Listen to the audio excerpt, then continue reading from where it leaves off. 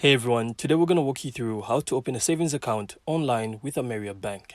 So you can literally do this from their website and I'm going to show you exactly how it works. So first, open up your browser and go to the Ameria Bank website. And at the top of the homepage, simply hover over the savings option. So from here, you will then be able to see a drop down. So just click savings account.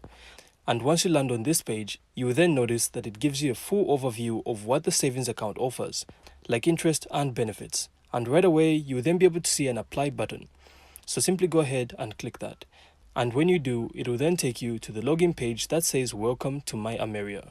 So this is Ameria Bank's digital platform for their customers. So basically, if you already have a My Ameria login, you can literally apply directly through that portal. It's faster since your information is already stored.